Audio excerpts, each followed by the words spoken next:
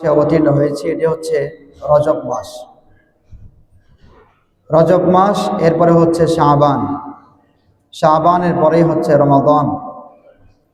তো শাবান মাস আসার আগেই নবীজি আলাইহিস সালাতু ওয়াস সালাম আল্লাহ রাব্বুল আলামিনের কাছে দোয়া করতেন, আল্লাহুম্মা বারিক লানা ফি রজব ওয়া শাবান ওয়া বাল্লিগনা রমাদান। হে আল্লাহ, আমাদেরকে রজব এবং শাবান মাসে বারাকা দান করুন এবং রমজান মাসে আমাদেরকে পৌঁছে দিন। তো রজব এবং শাবান মাসে নবীজি আলাইহিস সালাতু ওয়াস সালাম বরকত চেয়েছেন। বরকত চাওয়ার কারণ হচ্ছে আল্লাহ পাক যাতে করে নবীজি আলাইহিস সালাতু ওয়াস সালামকে এই দুটি মাস বেঁচে থাকার তৌফিক দেন এবং রমজান মাসে আল্লাহ তাকে পৌঁছে দেন, অর্থাৎ রমজানেও আল্লাহ পাক তাকে হায়াত দান করেন। তো নবীজি আলাইহিস সালাতু ওয়াস সালাম এইভাবে রমজান আসার 2 মাস আগ থেকেই দোয়া করতেন। তো যে কোনো বিষয় আগের থেকে প্রস্তুতি নেওয়া এটি গুরুত্ব বহন করে যে সামনের বিষয়টি কত গুরুত্বপূর্ণ হতে পারে। রমাদানুল মুবারক এত গুরুত্বপূর্ণ, এত মহিমান্বিত, সম্মানিত যে নবীজি আলাইহিস সালাতু ওয়াস সালাম 2 মাস আগ থেকে এর জন্য দোয়া করতেন, অপেক্ষায় থাকতেন যে কবে রমজান আসবে। ব্যবসায়ীরা যেমন, মিল ফ্যাক্টরি ইন্ডাস্ট্রির মালিকরা যেমন ঈদ আসার আগ থেকেই তাদের ডিউটিকে বাড়িয়ে দেয়, মানুষকে তারা কাজ বেশি করায় যাতে করে ঈদটাকে সুন্দর করে তারা কাটাতে পারে, ঈদের চাহিদা পূরণ করতে পারে। এই কারণে আগের থেকে যেমন তারা উঠে পড়ে লাগে, কর্মচারীদেরকে উদ্বুদ্ধ করে কাজের জন্য। এর কারণ হচ্ছে ঈদটা তার কাছে অনেক গুরুত্বপূর্ণ। ঈদের ব্যবসা সারা বছরের ব্যবসার সমান। এই জন্য নবীজি আলাইহিস সালাতু ওয়াস সালাম রমজানের ব্যবসাকে সবচেয়ে বেশি গুরুত্বপূর্ণ মনে করেছেন, যার কারণে রমজান আসার 2 মাস আগ থেকে নবীজি এই রমজান পাওয়ার অপেক্ষমান থাকতেন, দোয়া করতেন, বলতেন আল্লাহুম্মা বারিক লানা ফি রজাবা ওয়া শাবান ওয়া বাল্লিগনা রমাদান। এই দোয়াটি পড়তেন, যার বাংলা হচ্ছে, আল্লাহ আপনি আমাকে রজব এবং শাবান মাসে বরকত দান করুন এবং রমজানে আমাকে পৌঁছে দিন। এই জন্য রমজানের অপেক্ষায় থাকা। এর কারণ কি? কারণ হলো রমজান হচ্ছে আল্লাহ রাব্বুল আলামিনের দেয়া যত মাস আছে তার মধ্যে সবচেয়ে দামি গুরুত্বপূর্ণ মাস। এই মাসে আল্লাহ রাব্বুল আলামিন কোরআনুল কারীমকে পৃথিবীতে নাজিল করেছিলেন। এই মাসে আল্লাহ পাক রব্বুল আলামিন নবীজিকে আলাইহিস সালাতু ওয়াস সালামের কাছে জিবরিল আমিনকে পাঠাতেন। জিবরিল এসে কোরআনুল কারীম নবীজিকে শোনাতেন, আবার আমার আপনার প্রাণের নবী তিনিও কোরআন পাঠ করে জিবরাইলকে শোনাই দিতেন। সুবহানাল্লাহ। কোরআনের একটা ধরাধরি, যেটাকে আমরা বলি, একজন আরেকজনের কাছ থেকে শুনতেন, দাওর করতেন। এটি ছিল নবীজি আলাইহিস সালাতু ওয়াস সালামের একটি অভ্যাস। এই জন্য নবীজি রমজান আসার আগেই তিনি আল্লাহর কাছে দোয়া করতেন যাতে রমজান পেয়ে যান। এছাড়াও রমজানের অনেক গুরুত্ব রয়েছে, অনেক ফজিলত রয়েছে, যা আমরা সামনে আলোচনা করবো ইনশাআল্লাহ। রমজান মাস আসার আগে যেটি হচ্ছে রজব মাস, আমরা এখন যেটাই আছি, এই রজব মাস অনেকে মনে করে থাকে 27 তারিখ নবীজি আলাইহিস সালাতু ওয়াস সালামের মেয়ারাজ হয়েছিল। তো মেয়ারাজ এটি মূলত মক্কাতে আল্লাহ পাক রব্বুল আলামিন নবীজি আলাইহিস সালাতু ওয়াস সালামকে করিয়েছিলেন। তবে নবীজি আলাইহিস সালাতু ওয়াস সালামের মেয়ারাজের আগে আরও কিছু আলোচনা আমরা শুনবো ইনশাআল্লাহ। ওমা তাওফীক ইল্লা বিল্লাহ। আমরা আলোচনার এক পর্যায়ে গিয়েছিলাম যে নবীজি যখন দাওয়াত দেওয়া শুরু করলেন, আস্তে আস্তে যখন মুসলমানের সংখ্যা বৃদ্ধি পাওয়া শুরু করলো, বড় বড় সাহাবা আজমাইন ইসলামে দীক্ষিত হওয়া শুরু করলেন, তখন নবীজির উপর, তার সাহাবাদের উপরে অকথ্য নির্যাতন নেমে আসলো। এই নির্যাতন এত মারাত্মক আকার ধারণ করলো যে প্রত্যেকটা ইমানদার সাহাবারা তারা মাজলুম হতে শুরু করলেন। যেই ইমান গ্রহণ করে তার উপরেই কোনো না কোনো দিক থেকে নির্যাতন এর স্টিম রোলার নেমে আসে। হযরত ওমর রাদিয়াল্লাহু আনহু ইসলাম গ্রহণ করলেন। আল্লাহ পাক ইসলামকে ওমরের মাধ্যমে শক্তিশালিত করলেন। শক্তিশালী করলেন এইভাবে যে ওমর রাদিয়াল্লাহু আনহু তিনি প্রকাশ্যে তাওহীদের ঘোষণা দিলেন এবং তিনি একথাও বললেন যে কে আছো তার স্ত্রীকে বিধবা করবে, কে আছো তার সন্তানকে এতিম করবে, কে আছো তার স্বামীকে হারাবে, স্ত্রীকে হারাবে। এইভাবে তিনি ডাক দিয়ে বলছিলেন যে এরকম যদি কেউ থাকো তাহলে আমার সামনে এসে প্রতিবাদ করো, আমি ওমর তার প্রতিবাদের জবাব দেব। যে ইসলাম গ্রহণ করলে তোমরা প্রতিবাদ করবে, যদি কেউ থাকো আসো আমার সামনে আসো। ওমর রাদিয়াল্লাহু আনহুর এত বলিষ্ঠ কণ্ঠ ইসলামকে আরো শক্তিশালিত করল। অপরদিকে বিভিন্ন সময়ে বিভিন্ন মানুষ নবীজির কাছে এসে ইসলাম গ্রহণ শুরু করল। নবীজির কাছে যখন ইসলামের দাওয়াত সবাই গ্রহণ করা শুরু করলো, তখন সব কাফেররা মিলে, আবু জাহেল, আবুল আহাব সবাই মিলে নবীজির চাচা আবু তালেবকে বল প্রয়োগ করে, শক্তি প্রয়োগ করে মুহাম্মদ সাল্লাল্লাহু আলাইহি ওয়াসাল্লামের দিন থেকে মুহাম্মদ সাল্লাল্লাহু আলাইহি ওয়াসাল্লামকে ফিরাবার জন্য, তার দাওয়াত থেকে তাকে ফিরাবার জন্য অত্যন্ত চেষ্টা করলো। সকল চেষ্টা যখন ব্যর্থ হয়ে গেল, আমরা আগে শুনেছি এই ঘটনাগুলো, পরিশেষে নবীজি আলাইহিস সালাতু ওয়াস সালামকে তার চাচা, তার পরিবার সহ যারা ইসলামের পক্ষে এবং মুসলমান যারা হয়ে গেছে এদের সবাইকে এক জায়গায় আটক করে দেওয়া হলো। এটাকে বলা হয় শিআবে আবি তালেব, অর্থাৎ আবু তালেবের যে অঞ্চল এলাকা আছে মক্কা শরীফের পাশেই নবীজির বাড়ি। সাফা মারওয়া যেই পাশে আছে, এই সাফা মারওয়ার পিছনে হচ্ছে নবীজির বাড়ি, পাহাড়ের নিচে তার জন্মস্থান যে জায়গাটা। এখানে এখন ওইরকম আগের মতো বাড়িঘর নাই, এখন অত্যাধুনিক সব ব্যবস্থা হয়ে গেছে, সেখান দিয়ে রোডঘাট হয়ে গেছে, পাহাড় কেটে সুড়ঙ্গ করে রাস্তা বানিয়েছে, একেবারে অনেক দূর দিয়ে গিয়ে আবার বের হওয়া যায়, টানেল, বিভিন্ন টানেল তৈরি করেছে। তো নবীজি আলাইহিস সালাতু ওয়াস সালামের বাড়িটা পাহাড়ের নিচে যে জায়গা ছিল ওইটাকে একটা মাকতাব, লাইব্রেরি বানিয়ে রেখেছে। এখন একটা হলুদ একটা বিল্ডিং আছে, এখানে কিতাবাদি বা বেশ কিছু এরকম জিনিসপত্র আছে, কিন্তু নবীজির আগের যে বাড়ি আগে যেরকম ছিল ওরকম নাই। তো এই জায়গাটার থেকে নিয়ে আশেপাশে যে এলাকাটা আছে এই এলাকাটার মধ্যে নবীজি আলাইহিস সালাতু ওয়াস সালাম এবং তার পরিবারদেরকে এখানে আটক করা হলো। আটক, মক্কার সঙ্গে তাদের সমস্ত যোগাযোগকে বিচ্ছিন্ন করে দেওয়া হলো, সব যোগাযোগ বন্ধ। নবীজি আলাইহিস সালাতু ওয়াস সালাম নবীজি আলাইহিস সালাতু ওয়াস সালাম তিনি এমন একটা পরিস্থিতির শিকার হলেন যে সমস্ত মানুষ তার থেকে আলাদা হয়ে গেল।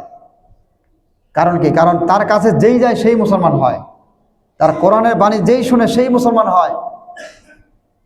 এমন একটা জাদুময় আল্লাহ পাক কোরআন দিয়েছেন, এটা শুনলে আর কেউ ঠিক থাকতে পারে না।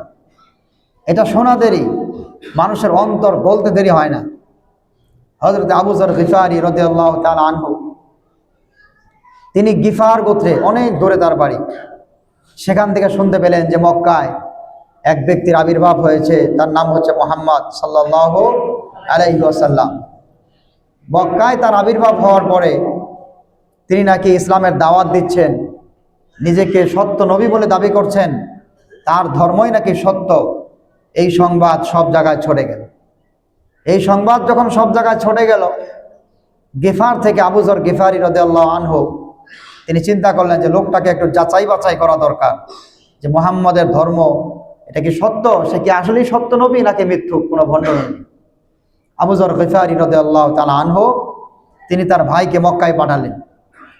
তার ভাইকে বলে দিলেন যে তুমি গিয়ে পর্যাপ্ত তথ্য এই ব্যক্তি সম্পর্কে, তার ধর্ম সম্পর্কে আমাকে জানাবো।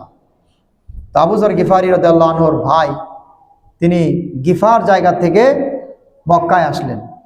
মক্কায় এসে নবীজি আলাইহিস সালাতু ওয়াস সালামের সন্ধান পেলেন। নবীজি আলাইহিস সালাতু ওয়াস সালামের সন্ধান পেলেন, তার সব কিছু জানলেন, শুনলেন। শোনার পর আবু যর গিফারির ভাই বাড়িতে গেল। আবু যর গিফারি তাকে প্রশ্ন করলেন যে হে আমার ভাই, মুহাম্মদ সাল্লাল্লাহু আলাইহি সাল্লাম সম্পর্কে তুমি কি সংবাদ, কি তথ্য আমার কাছে নিয়ে এসেছো? এবার আবু যরের ভাই বলল যে আমি তো মুহাম্মদকে পেয়েছি যে সৎ কাজের আদেশ করে, অসৎ কাজ থেকে মানুষকে নিষেধ করে, ভালো কাজের আদেশ দেয় আর অসৎ কাজ থেকে সে মানুষকে বারণ করে, বিরত রাখে। আবু যর গিফারি তার এই সামান্য জবাবে তিনি সন্তুষ্ট হলেন না। তিনি বললেন যে না, এটা তুমি যতটুকু সংবাদ আমাকে দিলা, এই সংবাদের ভিত্তিতে আমি তাকে কোনো কিছু বুঝতে পারছি না। এরপর আবু যর গিফারী রাদিয়াল্লাহু তাআলা আনহু তিনি নিজেই তার বাড়ি ছেড়ে একটা লাঠি হাতে নিলেন আর একটা ব্যাগের ভিতরে কিছু খাবার দাবার গ্রহণ করলেন। আবু যর গিফারী রাদিয়াল্লাহু আনহু এই অল্প খাবার আর একটা লাঠি নিয়ে তিনি চলে গেলেন মক্কায়। মক্কায় গিয়ে তিনি খোঁজ করা শুরু করলেন যে মুহাম্মদ নামের লোকটা কে, তার সঙ্গে সাক্ষাতের প্রয়োজন, দেখার দরকার। যেহেতু তখনও সাহাবারা পরিপূর্ণ প্রকাশ্যে ইসলাম এর দাওয়াত দিচ্ছে না, মুসলমানরাও নিজেদেরকে পরিচয় দিচ্ছে না, এমন একটি মুহূর্তে হযরতে আবু যর গিফারী রাদিয়াল্লাহু আনহু চিন্তা করলেন কি করা যায়। তিনি তার ব্যাগ আর লাঠি নিয়ে কাবা ঘরের যে মসজিদে হারাম আছে এখানে অবস্থান করলেন। তো একদিন চলে গেল, রাতের বেলায় হযরতে আলী রাদিয়াল্লাহু তাআলা আনহুর দৃষ্টি গিয়ে বলল আবু যর গিফারীর দিকে। মনে হচ্ছে বিদেশি এক ব্যক্তি এখানে আছে, যে কাউকে চিনে না, তাকেও কেউ চিনে না, হয়তো বা তার রাস্তা সে খুঁজে পাচ্ছে না, বা কোথায় যাবে আর গন্তব্যস্থল সে ঠিক করতে পারছে না, এই জন্য হয়তো বা সে এখানে অবস্থান করছে। হযরত আলী রাদিয়াল্লাহু আনহু এই ধারণা করলেন। ধারণা করে গিয়ে বললেন যে এই লোক কি তার গন্তব্য খুঁজে পাচ্ছে না? আবু যর গিফারী বললেন যে না, পাচ্ছি না। এরপর বল ঠিক আছে, আপনি আমার সঙ্গে চলেন। হযরত আলী রাদিয়াল্লাহু তাআলা আনহু তাকে নিয়ে চললেন। কারণ কি? কারণ তার কাছে যে খাবার ছিল অল্প খাবার, ব্যাগের ভিতরে কয়টা খাবার আছে, খাবার দাবার শেষ। খাবার শেষ হওয়ার পরে আবু যর গিফারী রাদিয়াল্লাহু আনহু তখনও ইসলাম গ্রহণ করেন নাই।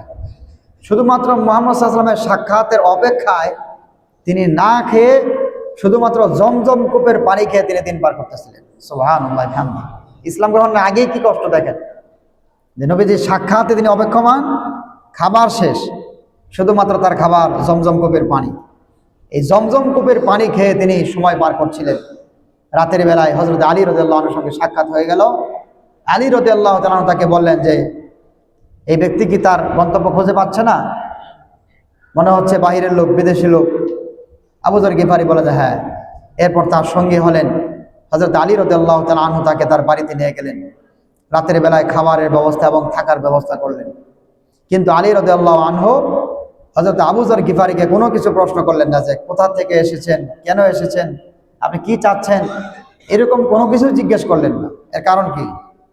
কারণ হলো এমনিতেও ইসলামের বিধান হচ্ছে কোনো মেহমান যদি কারো বাড়িতে আসে, তাহলে মেহমানের হক হচ্ছে 3 দিন পর্যন্ত সে মেজবানদারি পায়।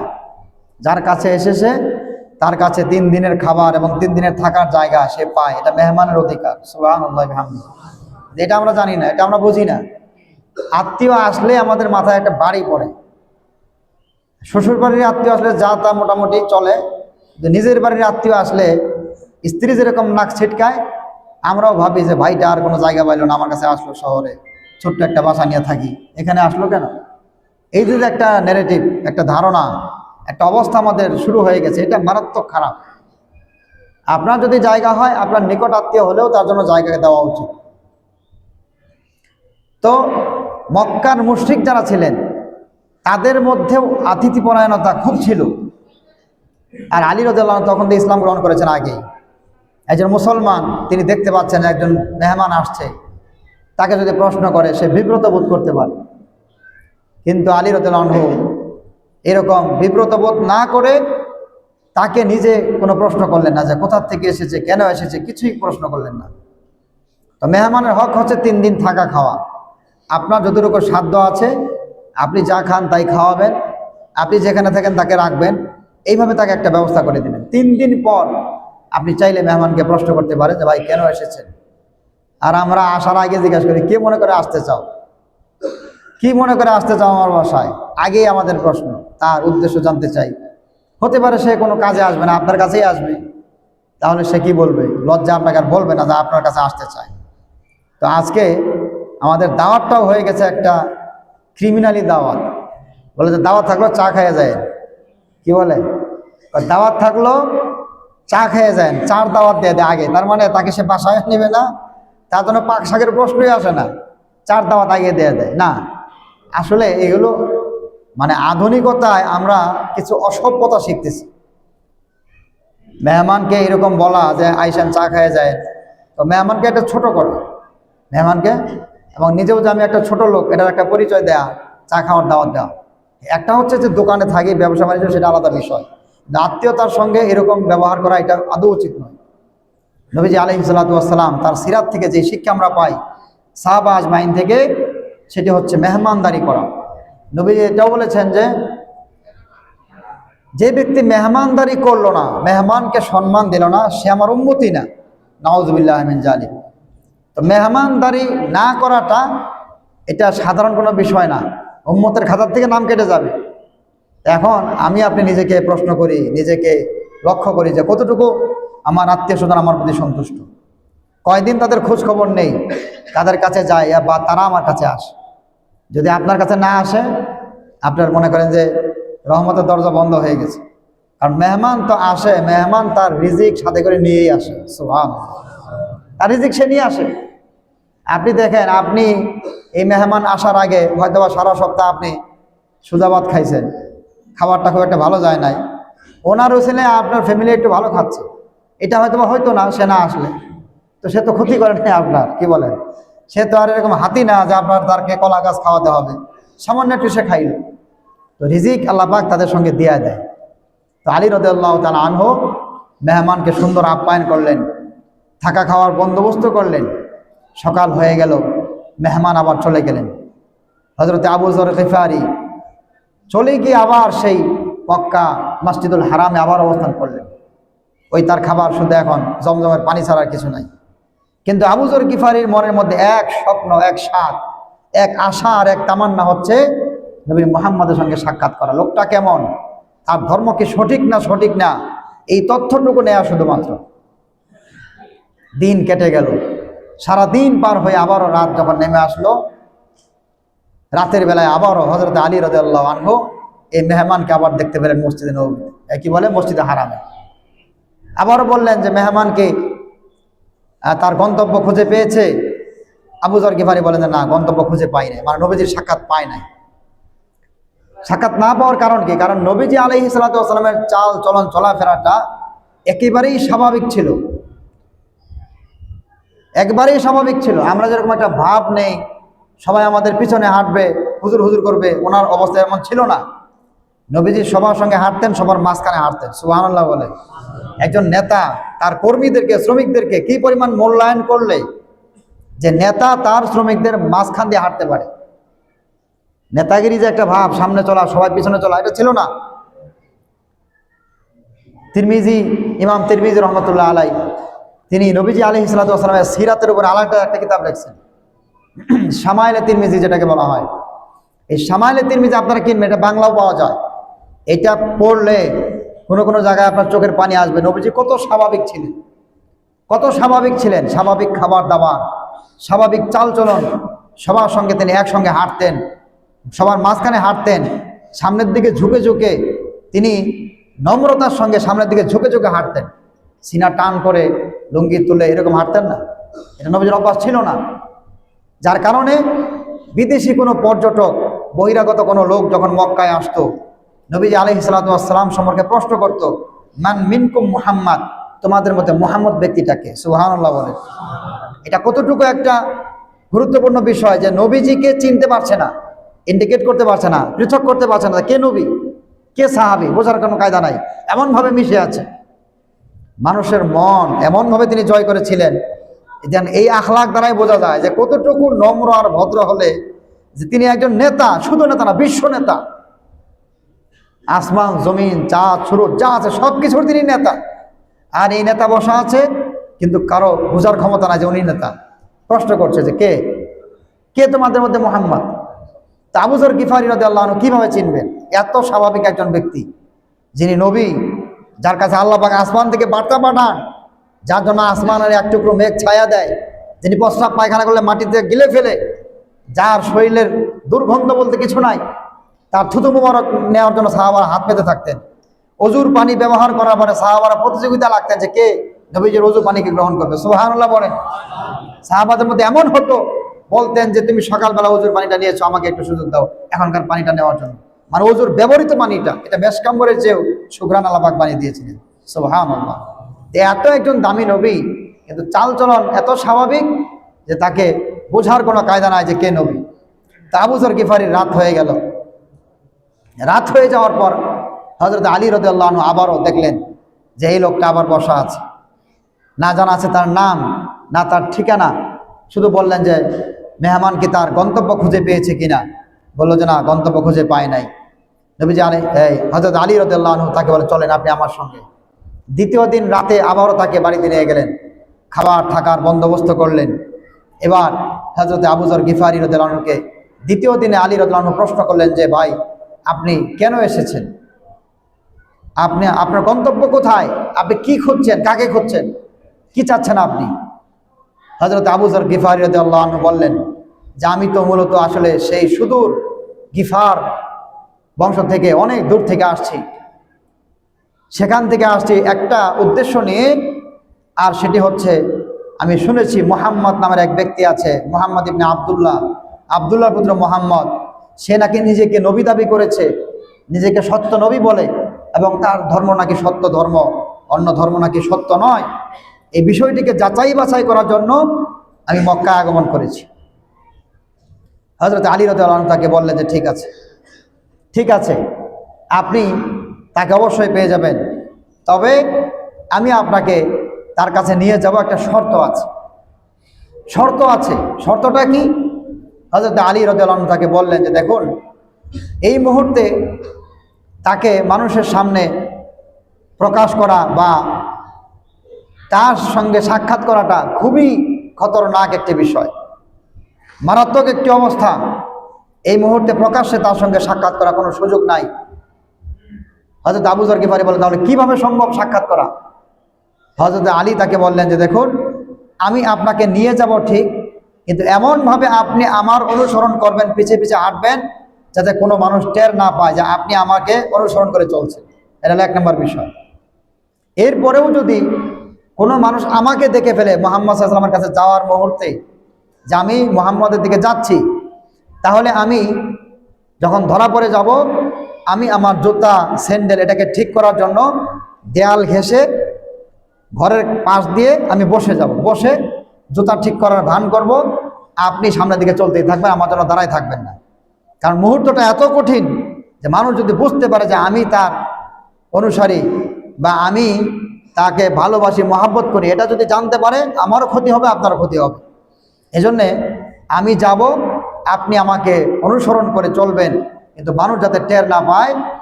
আর যদি মানুষ আমাকে দেখেই ফেলে, আমি জুতা ঠিক করার ভান করে বসে যাব, আপনি আমার পিছনে দাঁড়িয়ে না থেকে আপনি চলতে থাকবেন। সুবহানাল্লাহি বিহামদিহি। কৌশল করে চলা লাগে ইসলামের মধ্যে। এরপরে আবু যর গিফারি রাদিয়াল্লাহু আনহু তাই করলেন, তাকে দেখে দেখে অনুসরণ করে চলা শুরু করলেন।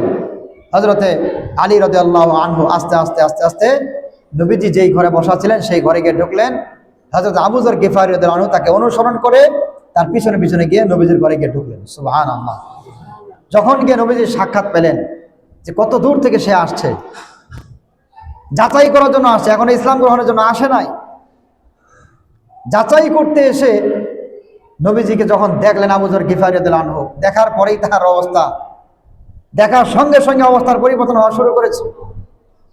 বলল যে হে মুহাম্মদ, আপনি আপনার ধর্ম আমার সামনে উপস্থাপন করেন, যে কি ধর্ম আপনি আল্লাহর কাছ থেকে নিয়ে এসেছেন, কোন দিন কোন জীবন ব্যবস্থা আপনি নিয়ে এসেছেন, সেই ধর্ম আমার সামনে উপস্থাপন করেন।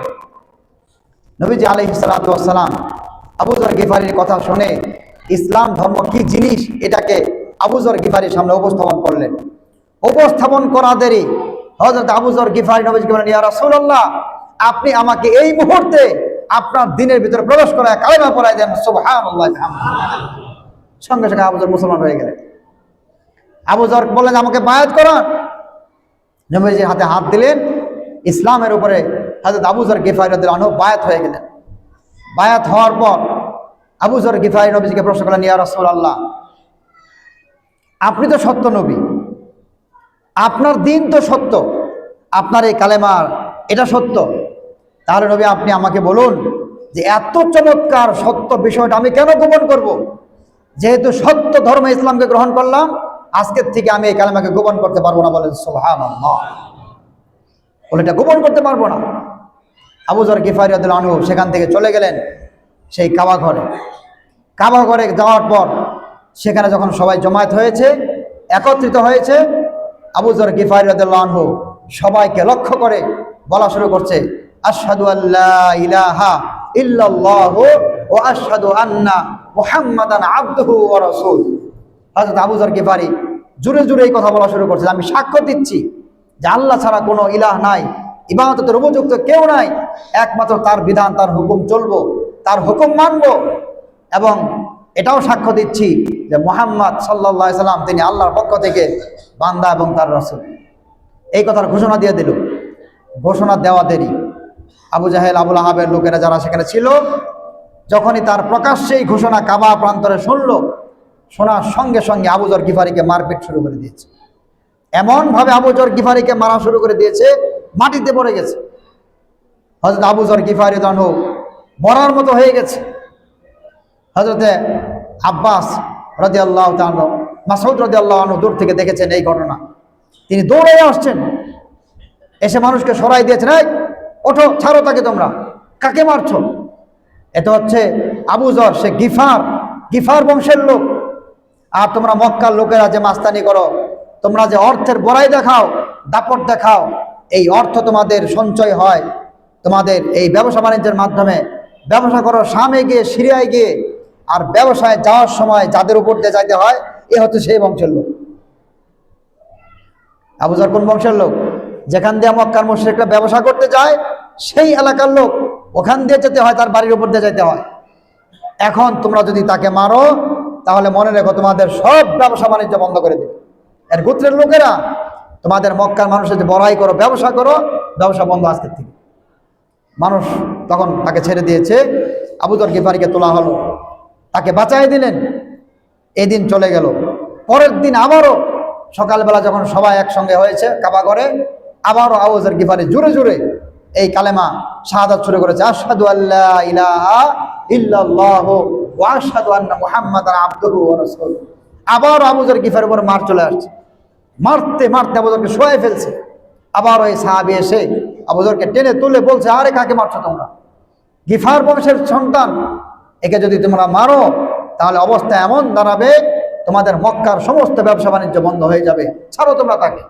এই বলে তাকে আবার মাটি থেকে তুলে নিলেন। প্রিয় ভাইরা আমার, এই যে আবু যর ইসলাম গ্রহণ করলেন, তিনি কত দূর থেকে আসছেন ইসলাম গ্রহণ করার জন্য। এইভাবে অন্যান্য অনেক সাহাবারা, আরেকজন সাহাবী দিমিয়ার রাদিয়াল্লাহু আনহু, এই সাহাবীর নাম আমি আজকেই শুনলাম। তিনি ইয়ামানে ছিলেন এবং এই সাহাবীর কাজ ছিল ইসলাম গ্রহণের আগে তিনি ঝাড়ফুঁক করতেন, কবিরাজ থাকে না, এই টাইপের লোক ছিলেন, জিন ছাড়াইতেন। ইনি যখন নবীজির কথা শুনলেন যে মক্কায় এক যুবক সে ইসলামের দাওয়াত দিচ্ছে, নিজেকে নবী দাবি করছে, সে থাকতো ইয়ামানে, ইয়ামান থেকে দিমিয়ার চলে আসলো মক্কায়। ইয়ামান থেকে আসার পর তাকে বলল যে আপনি কোনো সমস্যায় পড়ছেন কিনা? আমার কাছে তো নানান জিনের রুগী আসে, জাদুর রুগী আসে, নানান সমস্যার রুগী আসে, আর আমি তাদেরকে ঝাড়ফুঁক করি, আমার ঝাড়ফুঁকে আল্লাহ পাক ভালো করে দেয়। তারাও আল্লাহকে বিশ্বাস করতো, কিন্তু শিরিক করতো। তো নবীজিকে আসছে জানার জন্য, কথাটা বুঝছেন? কাকে জানা দিতে আসছে? নবীজিকে জিন চালাইতে আসছে, যে নবীজির নাকি জিন ধরছে, সে নিজেকে নবী দাবি করে, ইসলামের কথা বলে। এই লোক ভাবছে যে নবীজিকে হয়তো মনে হয় জিনে ধরছে, যার কারণে উল্টাপাল্টা কথা বলে। তো এই লোক আসছে সেই কি বলে ইয়ামান থেকে, দিমিয়ার তার নাম, আসছে নবীজির জিন ছাড়াই। তাই সে বললো যে মুহাম্মদ আপনার নাকি জিনে ধরছে, তা আপনি আমাকে বলেন কি সমস্যা আপনার? আমার কাছে আসলে অনেক রোগী ভালো হয়ে যায়, বলেন আপনার জিনটা আমি ছাড়াই দিই। নবীজি আলাইহিস সালাতু ওয়াস সালাম তার সঙ্গে উনি যেই কথা বললেন তার কথার জবাব না দিয়ে, হাদিসের মধ্যে আসছে নবীজি আমরা যে খুতবা পড়ি, এই খুতবার শুরুর অংশ তিনি শুরু করছেন, বলছেন ইন্নাল হামদালিল্লাহ নাহমাদুহু ওয়া নাস্তাঈনুহু। এরপরে তিনি বলছেন যে মাইয়াহদিহিল্লাহু ফালা মুদিল্লা লাহু ওয়া মান ইউদ্লিল ফালা হাদিয়া লাহু ওয়া আশহাদু আল্লা ইলাহা ইল্লাল্লাহ ওয়াহদাহু লা শারীকা লাহু ওয়া আশহাদু আন্না মুহাম্মাদান আবদুহু ওয়া রাসূলুহু। নবীজি বলা শুরু করছেন মাত্র খুতবার প্রথম অংশ যে নিশ্চয় সমস্ত প্রশংসা কার? জয় বলুন কার? সব প্রশংসা আল্লাহর। আমরা তার প্রশংসা করি, তার কাছে সাহায্য চাই, এরপরে নবীজি বলা শুরু করলেন, আল্লাহ যাকে হেদায়েত দেয় তাকে দুনিয়ার কোনো মানুষ তাকে গোমরা করতে পারে না, বলেন সুবহানাল্লাহ। আর আল্লাহ যদি কাউকে গোমরা বানায় দেয়, আল্লাহ গোমরা করেন না, মানে কেউ গোমরার মধ্যে থাকতে চায়, আল্লাহ পাক তাকে থাকতে দেয়। কেউ যদি নিজেকে গুমরাহির মধ্যে রাখে, তাহলে তার জন্য দুনিয়ার কেউ হেদায়েতকারী নাই, হেদায়েত কেউ দিতে পারে না। এরপরে বলেন, আমি সাক্ষ্য দিচ্ছি যে আল্লাহ ছাড়া কোনো ইলাহ নাই, একমাত্র তিনি ইবাদতের দাসত্বের উপযুক্ত, এবং এটাও সাক্ষ্য দিচ্ছি যে মুহাম্মদ সাল্লাল্লাহু আলাইহি সাল্লাম তিনি আল্লাহর বান্দা এবং রসুল। এরপরে তিনি বলছেন আম্মা বাদ, মানে তারপরের কথা। এইটুক মাত্র বলছেন, বলার সঙ্গে সঙ্গে দিমিয়ার এই কবিরাজ সে আসছে জিন ছাড়াইতে নবীজিকে। যখনই নবীজির মুখ নিঃসৃত এই বাণীগুলো শুনলো, শোনার সঙ্গে সঙ্গে দিমিয়ার বলে ফেললো যে হে মুহাম্মদ থামো, তুমি যা বলছো এরকম কথাবার্তা আমার বয়সে, আমার জীবনে কোনো গণকের কাছ থেকেও শুনি নাই, কোনো জাদুঘরের কাছ থেকেও শুনি নাই। তুমি যা বলছো সব সত্য, এই মুহূর্তে আমাকে বায়াত করে কালেমা পড়ে মুসলমান বানায় দাও। সেও মুসলমান হয়ে গেছে। এইভাবে ইসলামের দাওয়াত গোটা মক্কা ছড়িয়ে সারা পৃথিবীতে ছড়া শুরু করলো। ইয়ামান থেকে, গিফার থেকে, বিভিন্ন জায়গা থেকে হাজিরা আসে, আর মক্কার কাফেররা তাদেরকে বাধা দেয় যে শুনবো না তার কথা। তাদের মধ্যে আগ্রহ আরো বেড়ে যায় যে কি শুনবো না, কি বলে দেখি। কি বলেন, মানুষকে যেটাকে নিষেধ করা হয়, মানুষ সেটার প্রতি আরো আগ্রহী হয়ে দাঁড়ায়। তো বারবার তারা শোনার চেষ্টা করলো, হাজিদেরকে বিরত রাখার চেষ্টা করে, মক্কার কাফেররা বিরত রাখতে পারে না।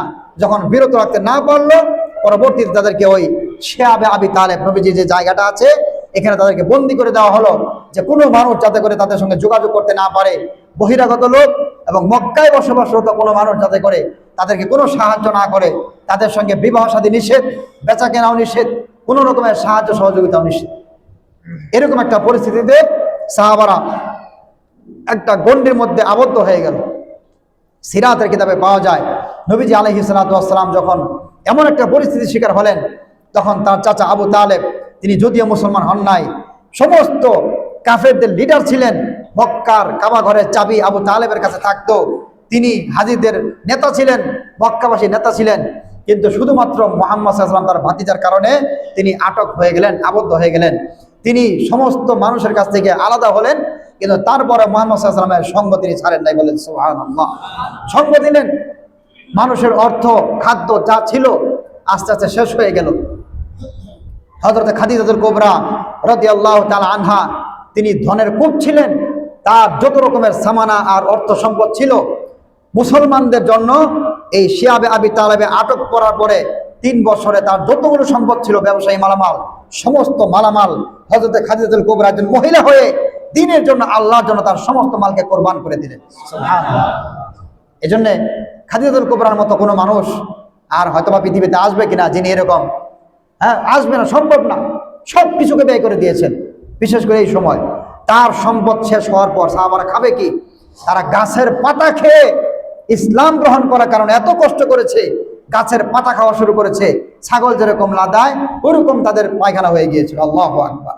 তো সাহাবাদের যে কষ্ট, দ্বীনের জন্য ত্যাগ, এটা আমরা কোনোদিন করতে পারবো না, ভুলতেও পারবো না।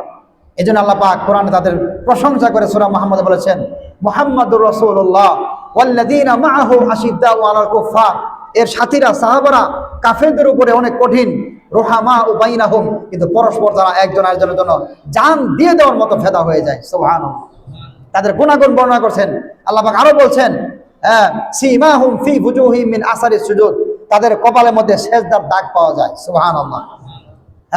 মাসালুহুম ফিত তাওরাত ওয়া মাসালুহুম ফিল ইনজিল, আল্লাহ পাক বলছেন এদের আলোচনা, নবীজির সাহাবারা কেমন হবে, এদের গুণাগুণ আগের কিতাব তাওরাত এবং ইনজিলের মধ্যে আল্লাহ পাক বর্ণনা করে দিয়েছেন। সুবহানাল্লাহ।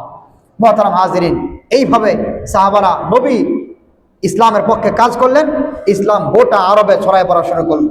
আল্লাহ পাক রব্বুল আলামিন আমাদের সকলকে সাহাবারা যেরকম দ্বীনের জন্য স্যাক্রিফাইস করেছেন, কোরবানি দিয়েছেন, ত্যাগ দিয়েছেন, ওরকম সাহাবাদের পথ অনুসরণ করে ইসলামের পক্ষে আসার, কালেমাকে বুঝার, গ্রহণ করার, ইসলামের জন্য সর্বাসত্ত্বক সব কিছুকে দিয়ে ইসলামকে প্রতিষ্ঠা করার তৌফিক দেন, বলি আমিন। ওয়া আখিরু দাওয়ানা আলহামদুলিল্লাহি রাব্বিল আলামিন। একটা ঘোষণা, আজকে এখানে ফারিস মসজিদের যিনি ইমাম, জামিয়া উসওয়াতুন